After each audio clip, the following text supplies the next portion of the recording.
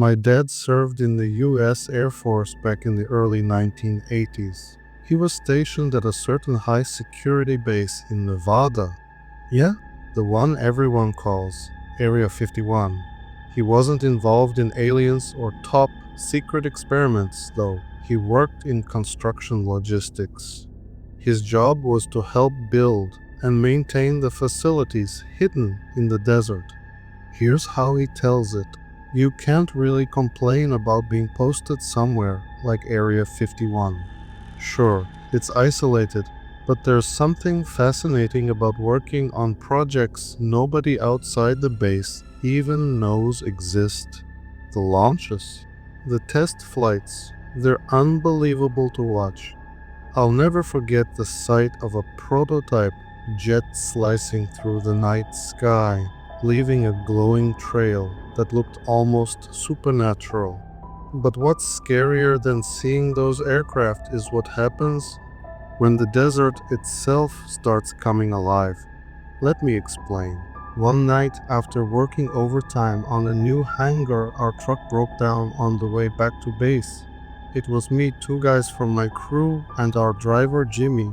The truck was old and unreliable, and Jimmy swore up and down he could fix it. But as time dragged on, it became clear we weren't going anywhere until morning.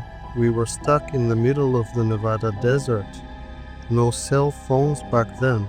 Radios were spotty that far out. It was just us, the truck, and the stars overhead. At first, it wasn't so bad. The desert at night is eerily quiet, but it has a certain beauty to it. We laid back on the sand, staring at the sky, cracking jokes. Then, around midnight, we heard it. It was faint at first, like footsteps crunching in the sand. But as the minutes passed, it got louder and closer. We grabbed our flashlights and scanned the darkness, expecting to see a coyote or maybe some stray cattle from a nearby ranch, but there was nothing, just empty desert. Then the sound started circling us. Whatever it was, it moved fast, too fast for any normal animal. Jimmy swore it was just the wind, but his hands were shaking so bad he couldn't hold his wrench steady. Finally, one of the guys, Mitch, turned on the truck's high beams. And that's when we saw them. They were hunched figures about the size of large dogs, but they didn't move like any animal I'd ever seen.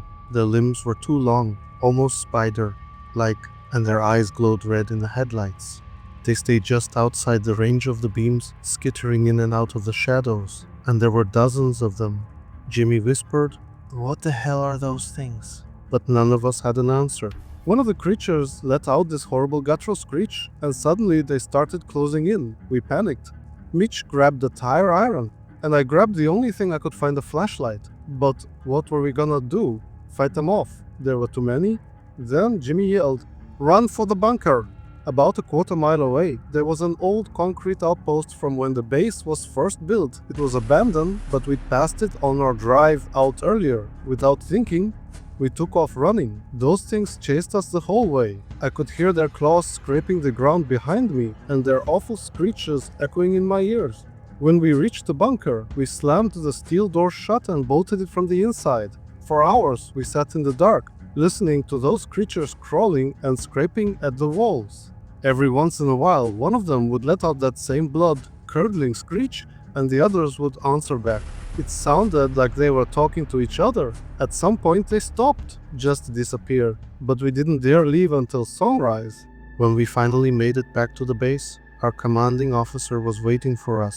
He didn't seem surprised by our story. He just told us to write everything down, sign a non-disclosure agreement, and forget it ever happened. Easier said than done. A few weeks later, I overheard some engineers talking about biological experiments gone wrong. Something about hybrid creatures escaping from underground labs years ago. They claimed the desert had a way of keeping them contained, most of the time.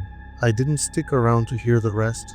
Even now, decades later, I still have nightmares about that night, about those glowing eyes and the sounds they made. And every time I hear about another UFO sighting or a strange disappearance in the Nevada desert, I can't help but wonder, are they still out there, waiting for the next unlucky soul to cross their path?